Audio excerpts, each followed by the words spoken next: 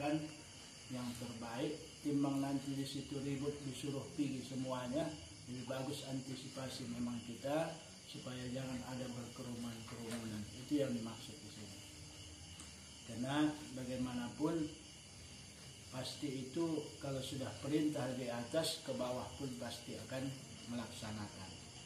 Jadi inilah harapan dari pemerintah pusat kepada kita yang ada di sini, kepada masyarakat yang ada. Jadi kita tinggal menerima apa adanya supaya kita berlakukan sedaya mampu dan upaya yang kita perbuat. Mudah-mudahan ada manfaatnya, walaupun kita merasa saat ini nggak mungkin lah itu terjadi, kan begitu kepada kita. Tapi begitulah dari pusat kepada ke bawah ini untuk melaksanakan itu semua. Jadi itulah yang akan kami sampaikan pada malam hari ini melalui tarikan kami. Itulah kesimpulannya. Jadi mulai dari malam takbir, sholat Idul Adha sampai penyembelihan hewan kurban, melaksanakan protokol kesehatan supaya jangan terjadi kerumunan massa. Itu yang maksud di sini.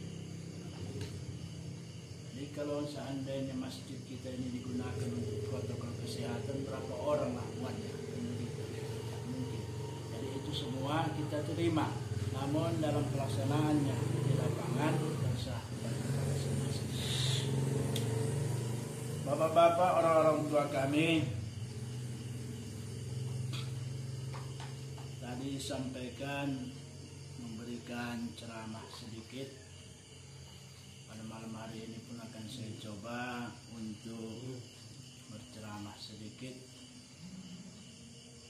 sesuai dengan apa yang akan kita hadapi, yaitu masalah Idul Kurban atau disebut juga Hari Raya Kurban. Ayatnya dalam surah At-Takasur sudah jelas, Inna a'tainakal kautsar fasholli li rabbika wanhar. Sesungguhnya telah kami berikan kepada engkau nikmat yang banyak. Fasholli li rabbika wanhar, maka dirikanlah salat dan berkorbanlah. Jadi yang mau kita bahas di sini, nikmat Allah itu sudah banyak diberikannya kepada kita.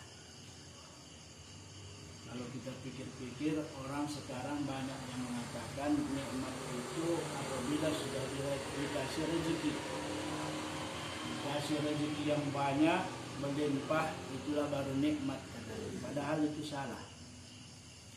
Termasuk diri kita ini sendiri pun merupakan nikmat yang terbesar luar biasa.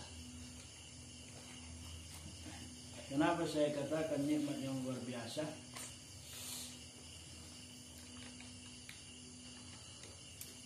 Mata saja, orang sakit mata mau operasi udah jutaan yang harus dilakukan. Kita masih bisa dikasihkan Allah untuk melihat, walaupun terkadang pakai kacamata. Orang sakit jantung harus berobat ke Penang sampai jutaan, puluhan malah, gara-gara jantung. Orang penyakit paru-paru berobat, jutaan yang harus dikeluarkan. Jadi ini merupakan nikmat yang luar biasa sebenarnya. Tapi orang mengkaji, terkadang nikmat itu suka ada duit baru nikmat namanya. Kalau nggak ada duit nggak nikmat. Ini banyak orang beralih kepada itu tadi. Materi itulah katanya merupakan nikmat, padahal itu salah. Termasuklah diri kita ini merupakan nikmat yang luar biasa. Dimana orang yang nggak punya mata harus dituntun dia kemana-mana. Ada orang yang nggak punya kaki harus berjalan dia bagaimana pakai kursi roda dan lain-lain sebagainya. Jadi dari nikmat-nikmat yang diberikan Allah kepada kita, di luar itu tadi ada rezeki yang diberikan Allah. Maka maka kita harus mensyukurinya. Tanda syukur kita kepada Allah salah satunya katanya tadi, fasholli li rabbika wanhar, maka dirikanlah salat dan berkurbanlah. Itulah kuncinya. Salah satu kita bersyukur atas nikmat yang diberikan Allah adalah dengan mendirikan salat. Bukan mengerjakan, dibilang mendirikan. Kalau mengerjakan habis kerjakan sudah selesai. Tapi kalau mendirikan, diaplikasikannya dalam kehidupan dengan sholatnya tadi. Wanhar, dan berkorbanlah. Saya rasa dalam hal berkorban ini terkadang kita ada yang mengatakan begitu. Aku belum sanggup lagi. Ayo berkorban, aku belum sanggup lagi. Berkorbanlah, aku belum sanggup lagi. Kalau dikatakannya begitu belum sanggup, mungkin sampai kapanpun nggak sanggup-sanggup. Tapi kalau sudah ada niat, insya Allah bisa. Contoh, orang yang merokok sampurna, kalau 2 bungkus satu hari sudah 50.000. 50.000 kali 30 hari. 50 kali 3 udah 1,5 juta. 2 bulan sudah bisa untuk berkurban. Ya, udah bisa berkurban. Inilah rokok ini. Taruh rokoknya harga 10.000. 2 bungkus 20.000. 2 kali 3 600.000. 3 bulan sudah bisa untuk berkurban. Udah 1.800.000. Jadi kalau ada niat kita mau untuk berkurban, saya rasa untuk desa Margo Selatan rata-rata sudah bisa berkurban masing-masing. Mungkin bisa dibawa ke kemana? Margo Selatan, kebun sana dagingnya. Nggak sanggup lagi di sini dibagikan, paksa dibawa ke sana. Kalau mau. Tapi terkadang kita inilah yang nggak ada niat tadi. Kalau ada niat, insya Allah. Kalau 5.000 satu hari, 5 kali 3, 360 hari 1 tahun. 5 kali 3 sudah 1,5 juta. Kalau 5.000 satu hari, berarti kalau 1 tahun 1 juta. 5 kali 3 1,5 juta sudah. 5.000 satu hari. Terkadang kita kasih uang jajan anak lebih dari 5.000. Ya kan? Ini.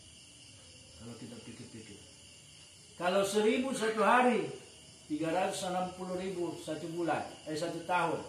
Berarti 5 tahun sudah bisa berkurban. Jadi kalau ada niat bisa. Tapi kalau nggak ada niat, tapi itulah kan. Payah itu mengumpulkan 1 hari. 1.000 satu hari. Pas gajian, kapan kita gajian sisihkan 50, 100. 1 tahun mungkin sudah bisa untuk berkurban. Inilah kalau kita ada niat, insya Allah ada jalan yang diberikan Allah Subhanahu Wa Taala.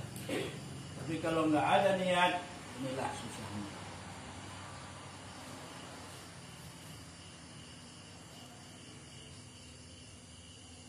Ada yang tua-tua di sana nggak ada kerjaannya, dia hanya belasan kasih sayang orang tua, belas kasihan orang, kadang kasih orang dia duit, dia simpan. Tiba-tiba mendaftarlah dia berkurban. Nggak sangka kita bisa dia berkurban, padahal dia hidup ikut anaknya itu pun maaf cakap kita di bawah garis kemiskinan, tapi bisa orang tua tadi menyisihkan sebagian rezekinya untuk dia berniat berkurban dia. Itulah hebatnya kalau sudah ada niat itu tadi. Kemudian berkurban ini merupakan syariat Nabi Allah Ibrahim yang mulai pada tanggal 8, 9, 10 Nabi Allah Ibrahim bermimpi terus-menerus pada malam hari. Ya. Malam 8 bermimpilah dia disuruh oleh Allah dalam artian itu untuk menyembelih putranya Ismail. Putranya Ismail.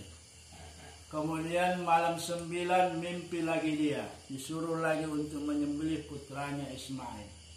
Malam 10 suruh lagi berkurban lagi. Apa? Menyembelih putranya Ismail.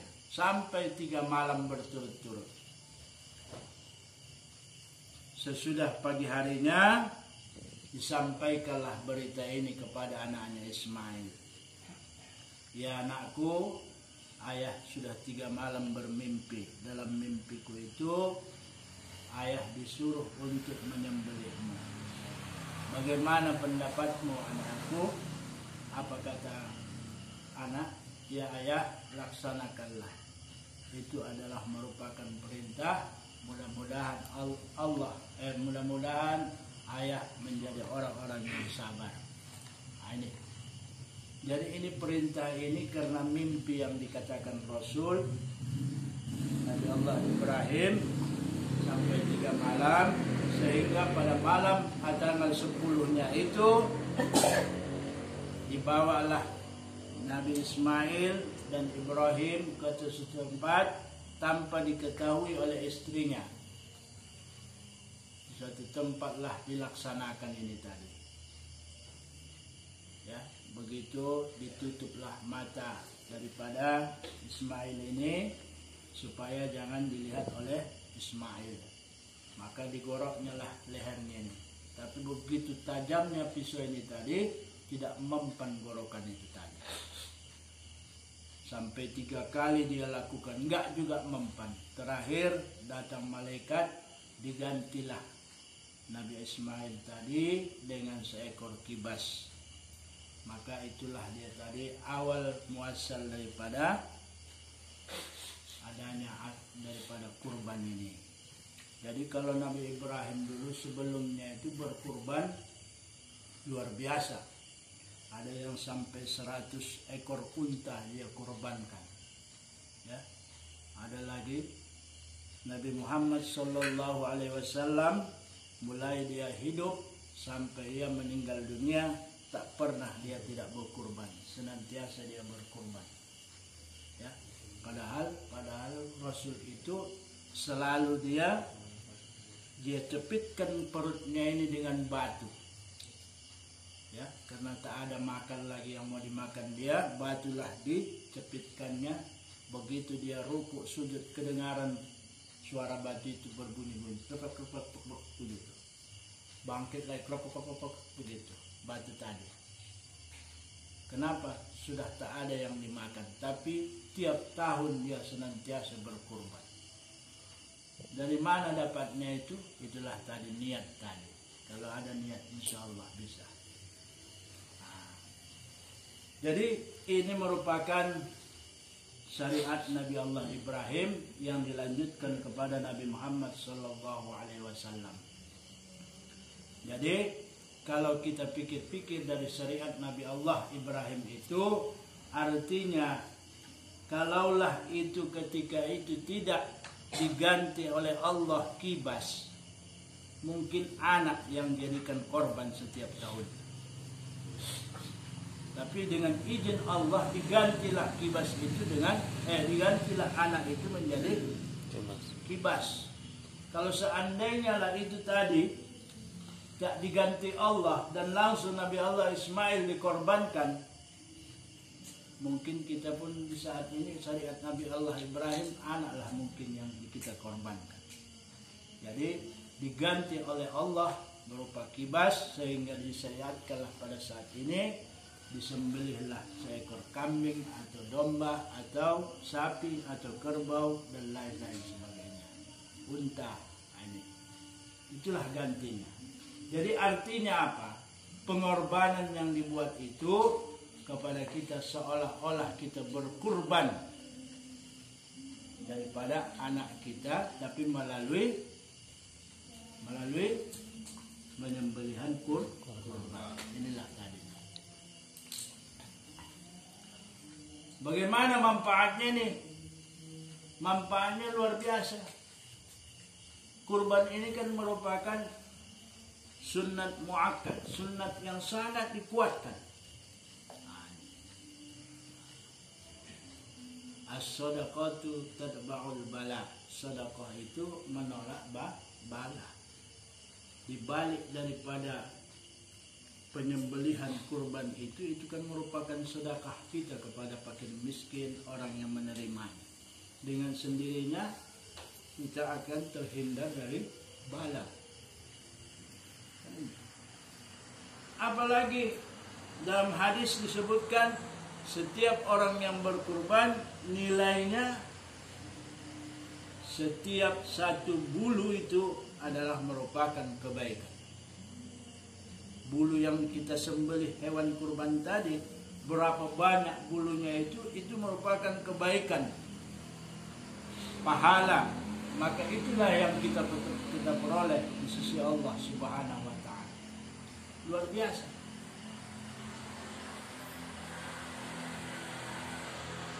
Apalagi termasuk kita digolongkan orang-orang yang apa namanya, ya itu bukan termasuk orang yang bakhil, pelit, ya, sudah termasuk kita orang yang dermawan namanya. Ini.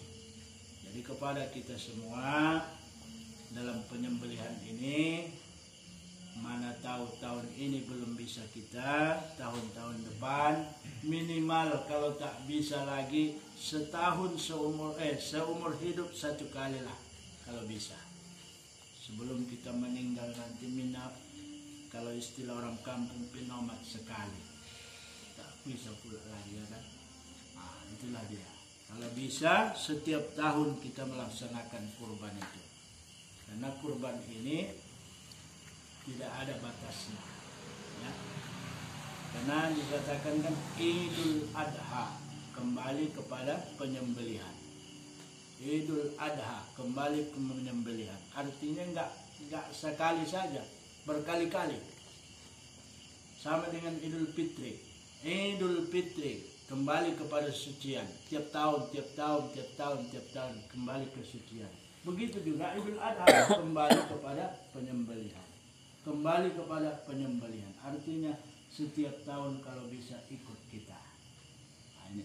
Jadi mudah-mudahan keikutsertaan kita membantu daripada orang-orang yang sangat membutuhkan kepada kita.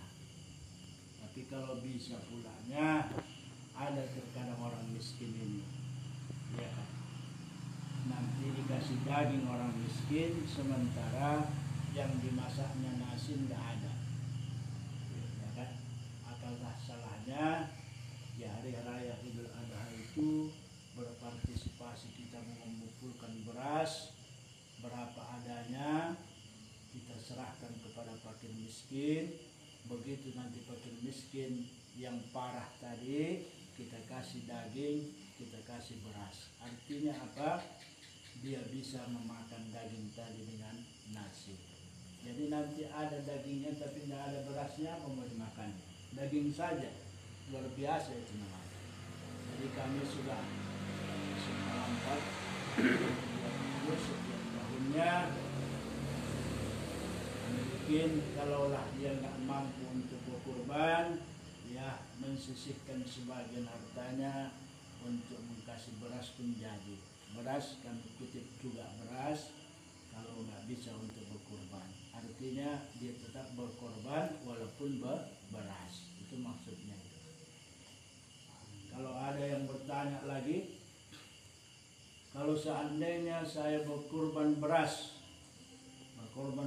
tadi seharga kurban, apakah disebut dengan kurban juga? Ya tidaklah, mana pula kurban namanya itu. Kenapa? Karena kurban ini kan menyembelih hewan. Sementara beras tadi kan bukan berkurban namanya. Walaupun korbannya itu 2 juta umpamanya, kurban 2 juta sama nilainya, tapi namanya bukan berkurban. Kalau berkurban itu adalah menyisihkan, yaitu menyembelih Kemudian dalam hal kurban tadi, pembagiannya bagi orang yang berkurban, ada bagian dari berkurban itu sepertiga dari kurban, ya, sepertiga dari kurban itu tadi.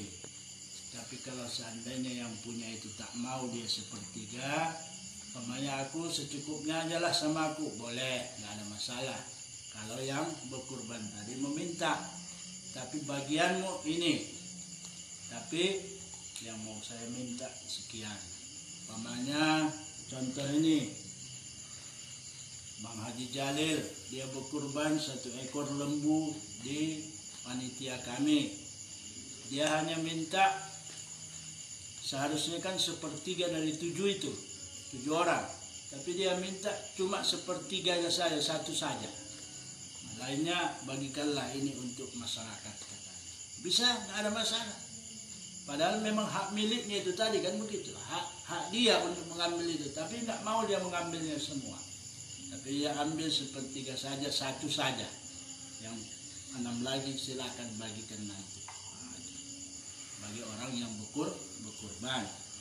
Jadi kepada kita itulah bagiannya. Kemudian kepada masyarakat secara adillah, bagaimana seadil-adilnya untuk membagi kepada masyarakat.